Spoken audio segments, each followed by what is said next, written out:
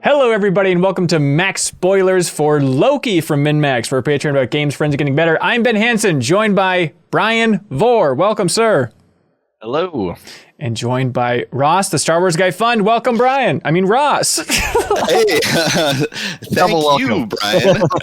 Glad to be back with glorious purpose. Oh, beautiful. And before we even get into fun Loki stuff, people might have noticed that, like, what's with these two guys jumping in all the time to talk some Star Wars geeky stuff, to talk Marvel geeky stuff? Who are these people? What is this?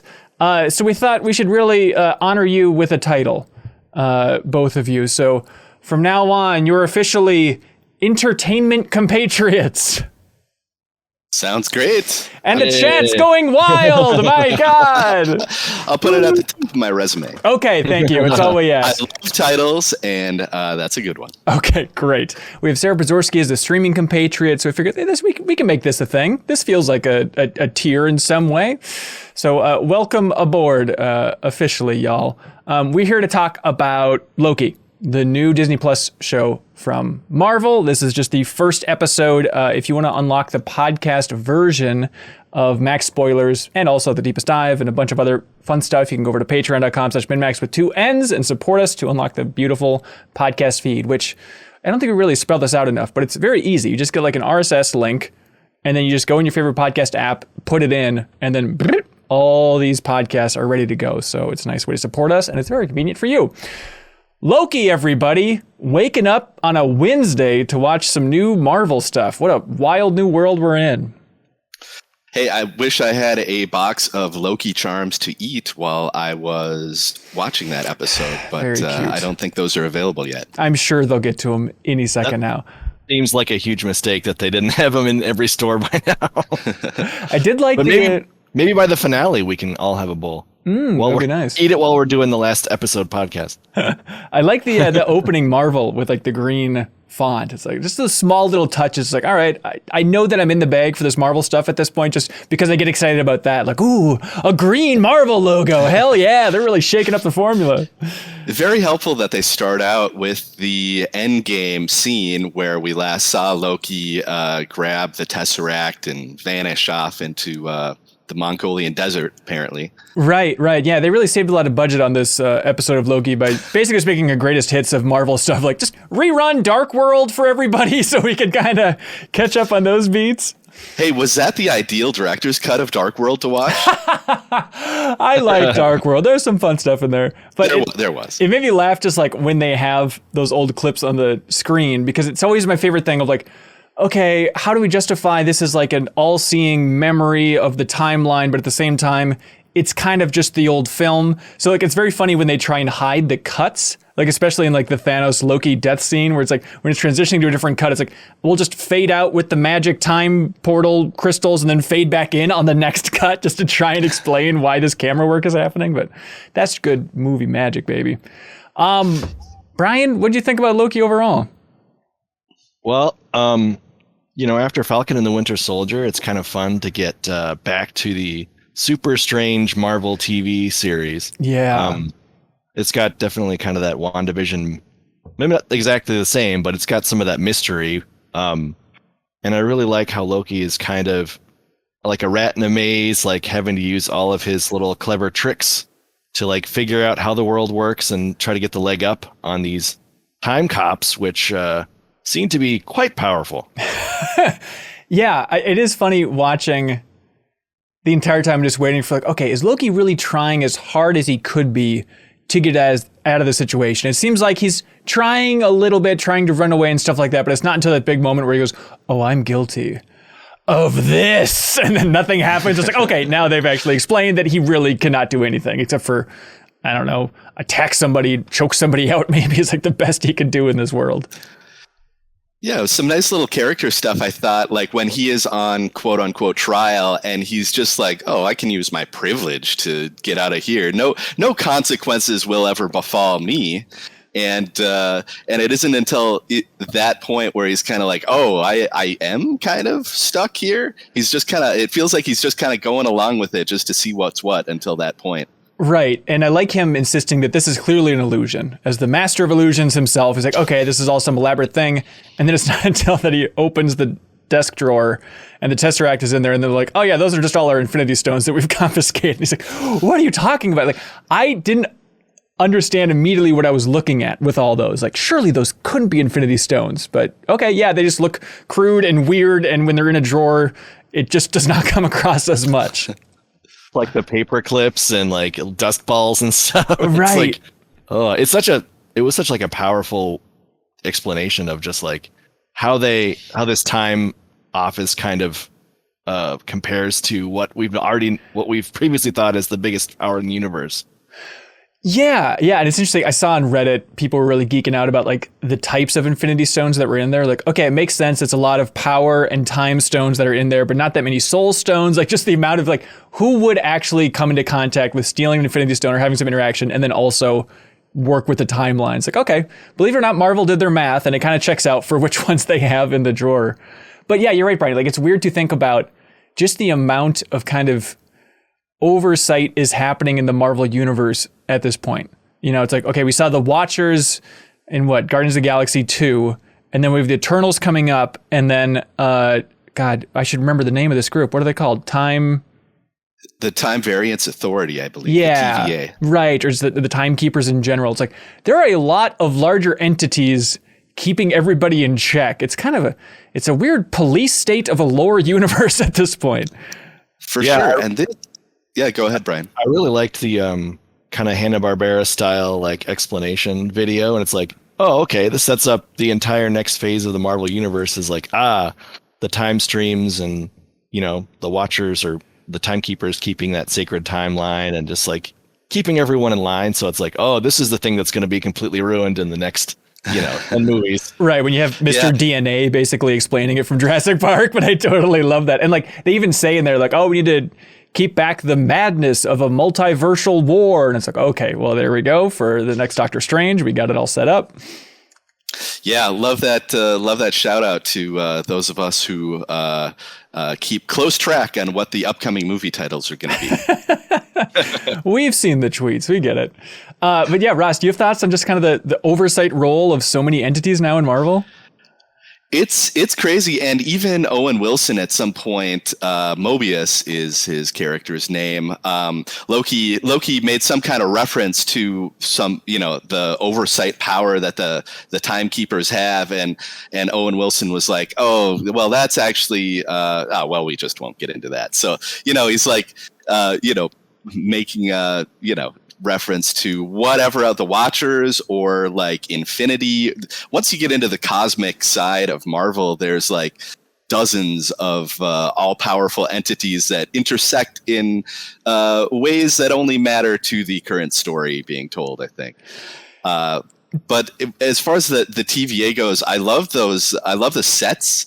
Yeah. The Office stuff, kind of the retro, like they had a branded projector, which was fantastic. They had all the lighting was super cool in those places. And then I don't know if you guys spotted on the murals they had on the walls with like different, agents or whatever. One of them I'm pretty sure was supposed to be Stan Lee. There's like a gray hair guy back, in like a mural of a bunch of like TVA agents. Oh, wow. I missed that. Yeah. I mean, so much of this episode, I was just studying that background and looking at the posters just for the art decoration, or just the art design in general, not even for Easter eggs, but there's definitely stuff of like, beware the Nexus and all these things that seem to be hinting at what a lot of people were going for with WandaVision as well. It's fun to see kind of that thematic overlap of where people thought Marvel was going with WandaVision now kind of coming more true with Loki. But let's focus on that 70s thing for a while, because I am partly convinced that's like the main reason Owen Wilson agreed to do this. It's like, I get to wear a cool 70s suit and like all these awesome retro style like environments, early 70s. Hell yeah, I'm in. I think the main reason he got into this was to show off his French accent. It's very good. Yeah, what'd y'all think of Owen Wilson overall here? He's great. They clearly were writing it to his strengths with all the wry asides that he's doing and stuff like that. And, I think it's a pretty good move to have this entire first episode more or less rest on one long conversation or series of interactions between Owen Wilson and Tom Hiddleston, because those two actors are fantastic. And, just love the whole conversation they have, talking about Loki's motivations. I think that's really important too for grounding where the character is at right now, because not everybody, I'm sure, will have, watched the Marvel Legends recap that they have on Disney Plus, or just remember exactly where in the timeline we are with Loki right now. So the fact that he saw his kind of like greatest hits of the subsequent movies was pretty cool. And I was also surprised that they did that so soon in this series. I thought eventually he would find out, I teamed up with Thor for real in Ragnarok, and then wait, I died in Infinity War. I thought that'd be like a reveal somewhere down the line for crucial for character development. But it's interesting that they did that in the first episode, and now I'm not totally sure where the character arc is going. Yeah, it is interesting. Even, being a big fan of Marvel, it still was that moment of like recalibrating, like, okay, that's right. This is 2012 Avengers Loki. Like, this is such a different Loki than we would expect at this point watching a Loki show in 2021. But they do a good job of catching him up emotionally. It's a little bit of that cheat that they use for White Vision of like, okay, we know you're a different guy and we're kind of reviving you, but we need you to be the same guy that we know. So in WandaVision, it was kind of just the quick transference of memories, whereas in this one, it's just kind of watch a highlight reel of the films, then you'll be caught up emotionally, basically, with where Loki was last we left him, which, sure, it works. Yeah, I always appreciate when a show, like if they tell an audience something before a character finds out, just waiting and waiting, like if they wait too long, it gets frustrating, which something I appreciated. We just watched Mayor of Easttown. I don't know if you guys have seen that one. I won't tell any spoilers, but a thing I liked about that show is things the audience has been shown and known, like the characters know pretty soon afterwards. And I find that really refreshing. So it's good to see like Loki just like, okay, we're all on board. The audience is caught up on the time variance. Loki's caught up on time variance. Loki's briefed on what happens to him in the movies. Like, so we're all on the same page and we're ready to kick off the rest of this show, which I believe is 6 total episodes. Oh, I didn't know. I'm not sure. Yeah, I think it's 6, like Falcon and Winter Soldier was. Okay, gotcha. Yeah, I like basically all of the Disney Plus Marvel shows now are kind of just extended therapy sessions for all their characters. That's like the weird unifying theme. Like so much of it is just, okay, now we'll sit in a room and kind of unpack our emotions, but I guess that's what we want from these characters, is just more time diving into their mindset. And that's the cleanest way, like in this episode, just to have those long sessions between, Owen Wilson and Loki just sitting in there kind of unpacking, like, why do you do what you do, Loki? All that fun stuff. But yeah, I was a little bit bummed. I like Loki being on the more dangerous side. It's not that I'm against the trope of, the villain becoming good and stuff, but the only part that really bumped me in this episode, I guess, was when he was like, I don't really like killing people, I just do it because I'm playing the role of the villain and I have to do it just for the illusion of power. It's like, really? Like, it certainly seems like you've enjoyed killing a lot of people, but really the way that I should read Avengers now is that you weren't enjoying that? Well, he is. Yeah, well, he is a god of mischief, though, so he could be playing us all as well.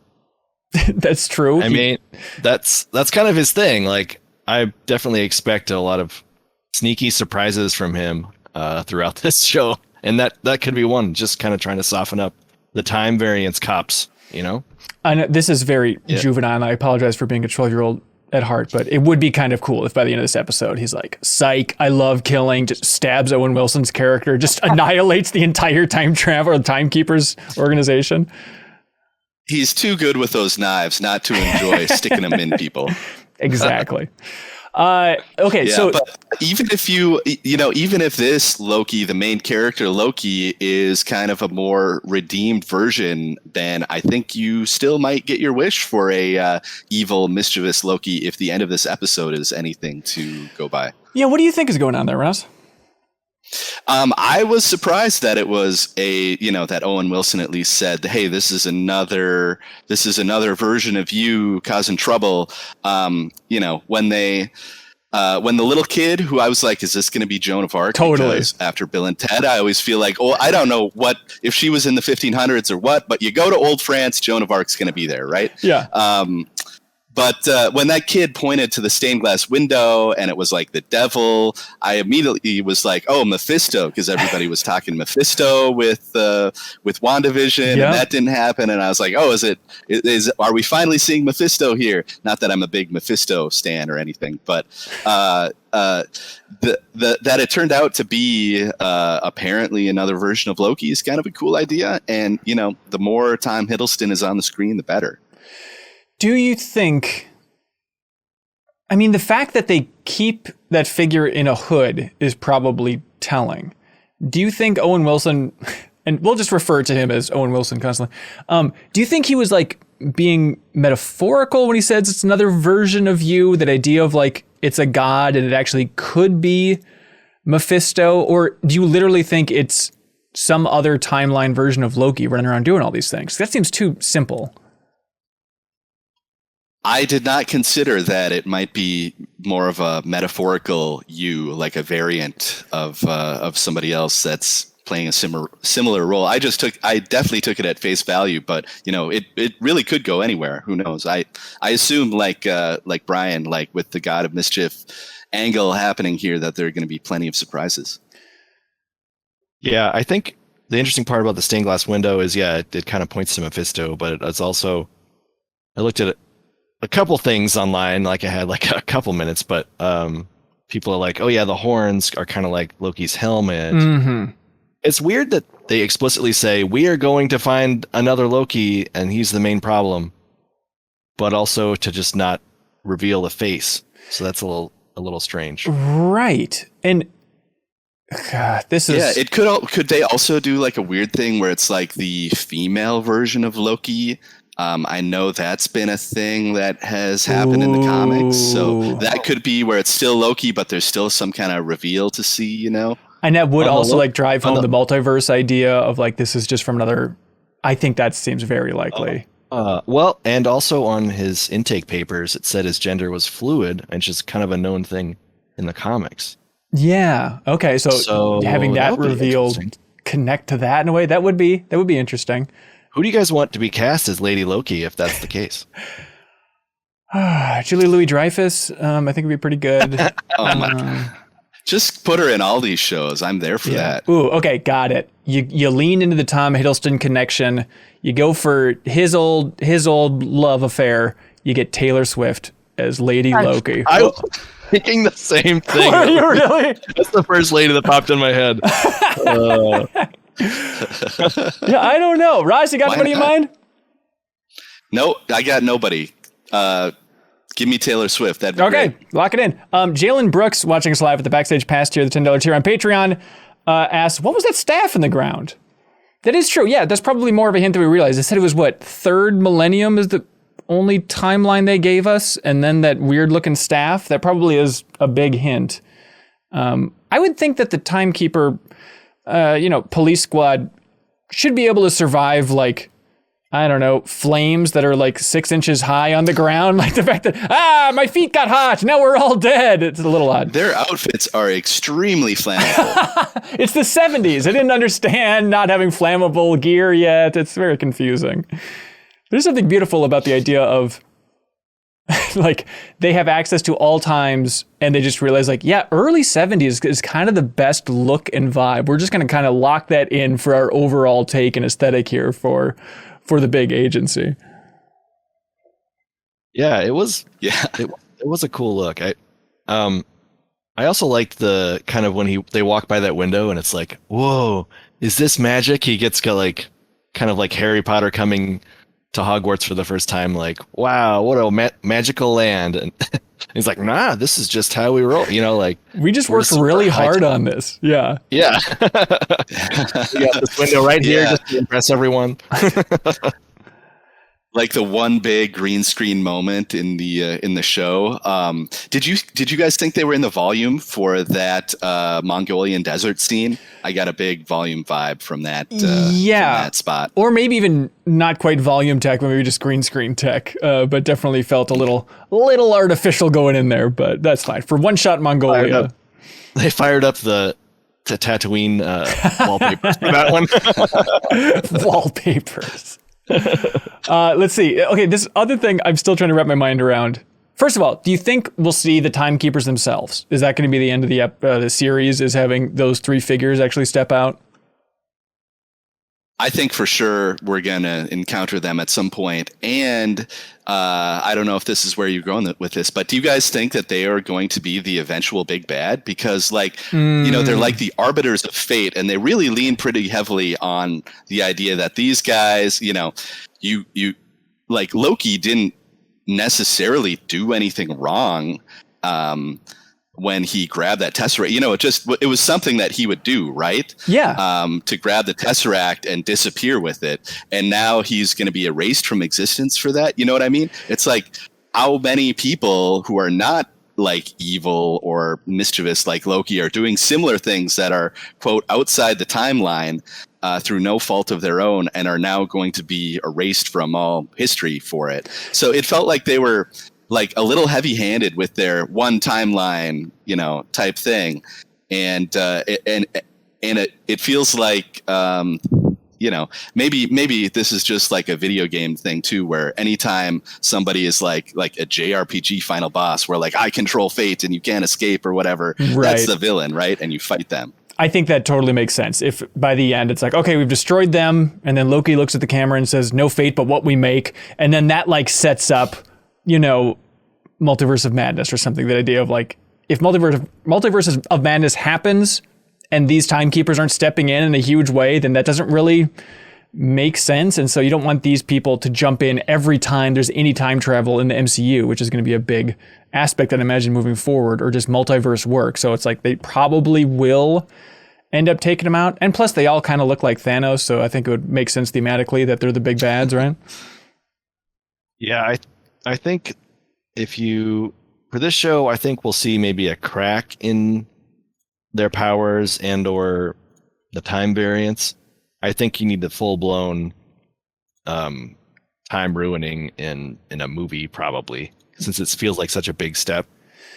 But I do wonder, what's the end game? Like, say they are the big bad, and then whoever is in the movies or in power defeats them eventually in this phase. Do you just have multiverses running wild for the rest of the MCU, or? Probably. The thing I still don't understand about the multiverse in the MCU is what they were doing in Far From Home. Like when they have Mysterio be like, "I'm from another dimension. There's a multiverse, Psych, I'm just an actor. I don't know anything." It's like, so he just guessed at the concept of multiverses? Or how was this like actor aware that multiverses existed? That was such a weird tease right before they leaned into it in such a huge way.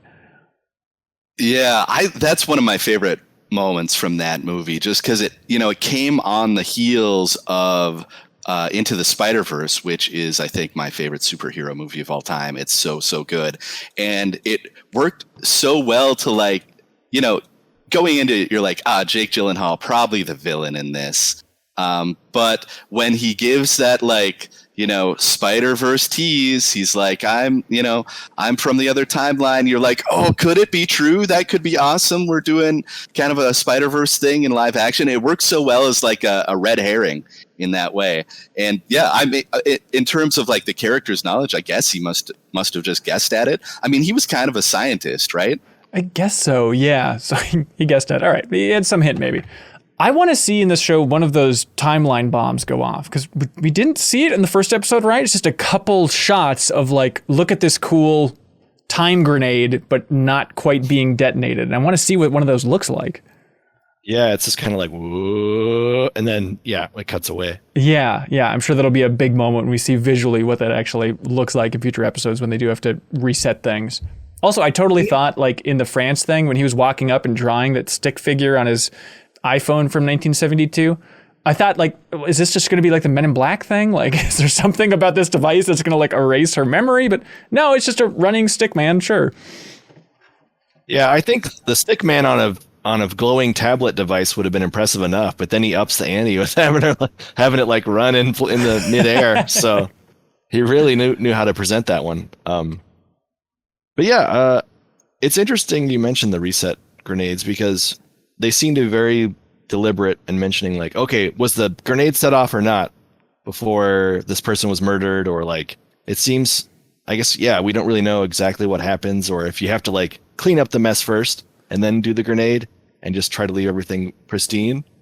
Like it's very interesting. Yeah. I know that, Loki is supposed to be caught up emotionally and kind of be in a healthier spot, kind of late game Loki, if you will.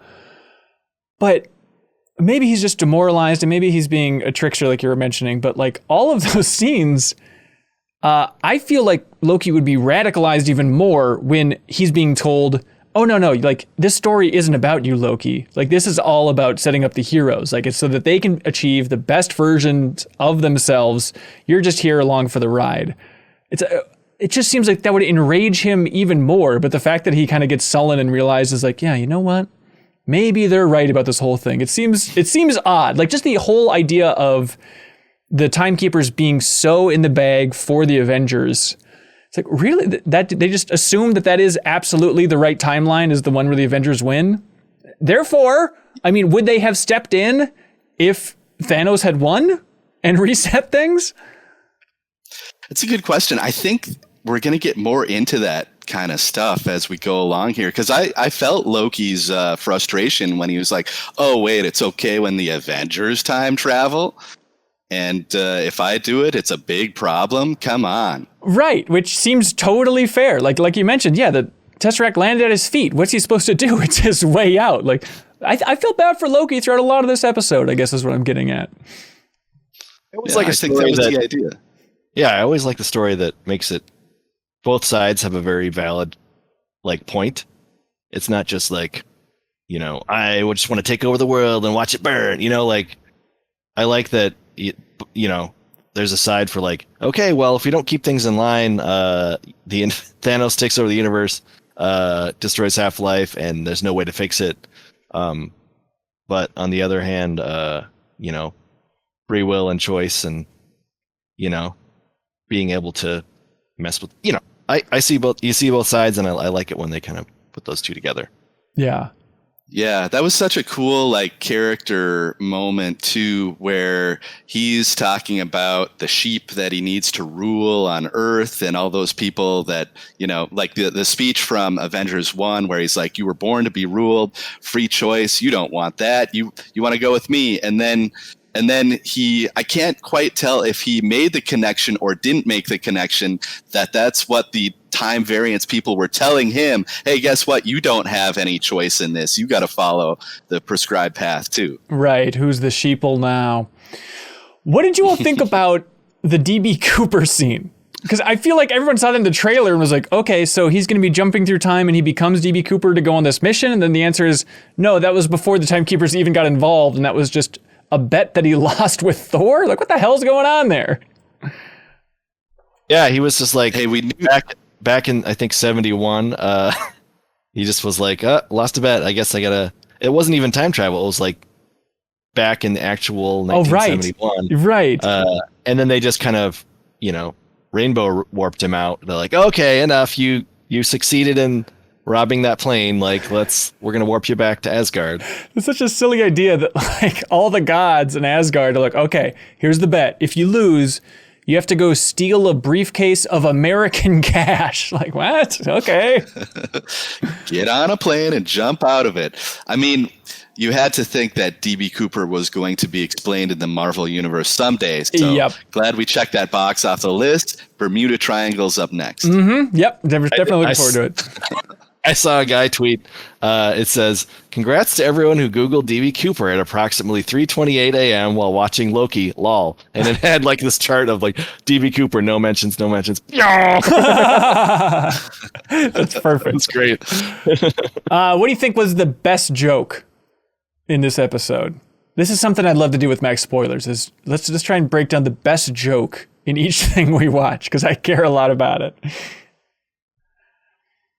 I think for me... Oh, geez, it's got... Oh, go ahead. Go for it. No, Go. You go. Okay. I was thinking it's more of just a funny moment than a good punchline joke, but I really like that scene where Owen Wilson's like, big metaphor guy. I love it. Makes you sound super smart. And Luke is like, I am smart. And he goes, I know. Okay. And they just like keep moving. It was like, I think that was the funniest thing in the episode for me. Yeah, just I am smart. Come on. So good. I also like just that the time variance desk clerk guy did not know what a fish was. Right. Super weird. I'm like, you just never heard that word before? You can communicate in English. It's no problem. It's, he knows all these other words, but never heard of a fish. I love that. Yeah, just the idea of that, almost like an afterlife bureaucracy. I'm always such a sucker for the Grim Fandango, or like this entire episode of this world. It feels very Douglas Adams in a way too. Like I love that just surreal bureaucracy in places you wouldn't expect it. It's such a fun combo. It's got a little bit of soul in there. Right. Yes, exactly. I guess it's not really a joke, but I do like when Loki escapes and Owen Wilson says just like, oh, mischievous scamp. Like he's been gotten like a cartoon character. Yeah, that one definitely stood out to me too. It's perfect Owen Wilson delivery. Any predictions for where we're going in the future? We're betting on female Loki. I think that's a super, super good bet. And then killing the timekeepers at the end. Will Owen Wilson be sticking around in the MCU, do you think? Is he going to be like freed before the entire organization comes down?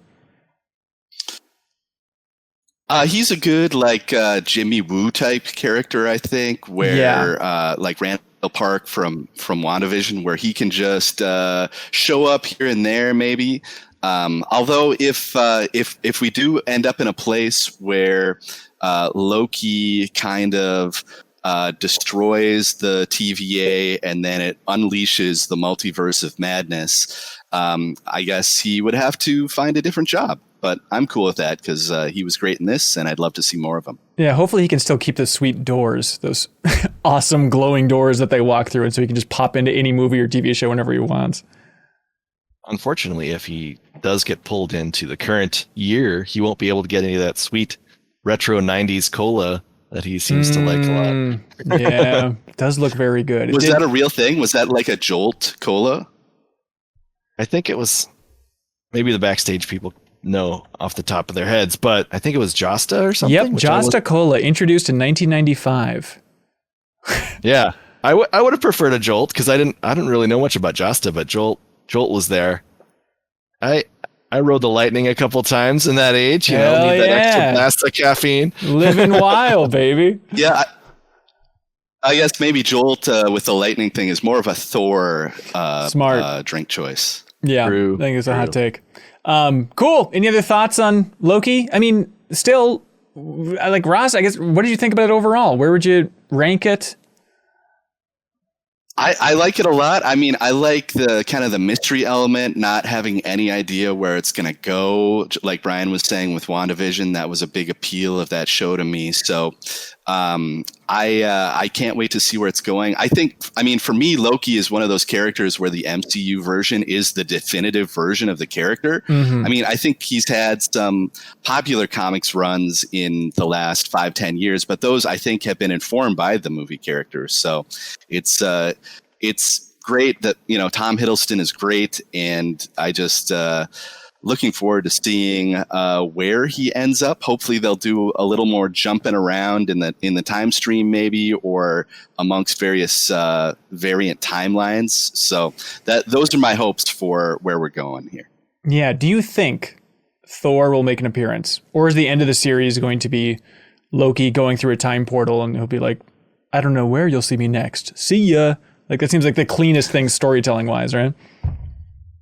I don't think any Thor in this show, but I would love to be surprised. Maybe they'll do more more with the old footage from the movies that Hemsworth has already appeared in. But if he shows up, I'm all for it. I'm up for anything with this show. Yeah. I think I enjoyed it. I'd probably, for the pilots, I would put WandaVision still number one. I was so red hot on where that show started and just the themes I was working with. And then probably Loki, and then Falcon and the Winter Soldier, for the pilots at least. Obviously, Falcon and Winter Soldier got some great heights in there, but I'm very curious to see where it goes as well. We'll be back with another Max spoilers for the finale of big old Loki here. So look forward to that. Let us know your theories in the comments below. Brian, any wise words before we let you all go?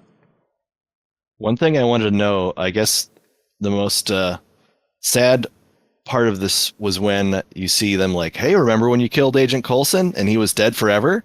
And Agents of S.H.I.E.L.D., the show, is not part of our timeline at all. I was like, oh, I guess it's clear now, but it was kind of a bummer as a fan of that show. Yeah, so the showrunner for Agents of S.H.I.E.L.D. was a variant, I believe, and so they had to eventually snuff it out, and so it's like it never existed, just the way the universe should be. Yeah. Cool. All right, well, thanks so much for watching or listening, everybody. We'll be back for more Max spoilers in the future, and also a bunch of E3 coverage, so you can subscribe to MinnMax's YouTube channel. We got a bunch of fun reactions and bonus podcasts, all that fun stuff coming up for the big E3 reveals coming on the horizon. Cool. Thanks so much, everybody. Bye. Content like this exists because of you. Thank you so much for subscribing on YouTube, sharing it with a friend, and especially for supporting MinnMax on Patreon. Supporters at any tier on Patreon unlock access to MinnMax's Discord, the friendliest place on the internet, where you can compete in game trivia every month to win prizes with our show Trivia Tower. Thanks so much for watching and sharing our stuff, everybody.